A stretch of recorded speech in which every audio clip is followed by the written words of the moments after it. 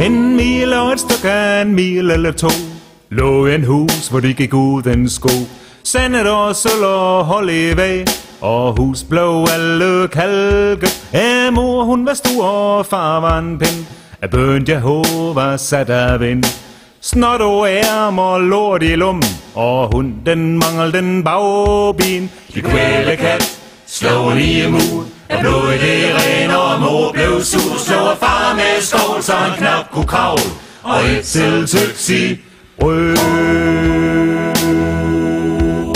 Otto var den yngste af børn i flok.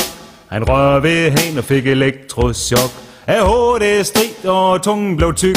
Ja, det var lige før juleaften. Gud kom også gallasdag. Han fik vrene halsalag. Vil fange en rot med en glæ i pot, og hunden manglede den bagben. De kvælekat slog i mur, blodet det ren, og mor blev sur. Slog far med skål, så han knap kunne kravle, og et selv tøksi brød. Den sidste af knæt var ingenting til.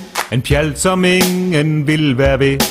Tyk i øjne og tynd i liv, og bogs blev alle skivtet. Han var nok den, som skulle have vendt død, for han snit i sin mors og stue blev rød.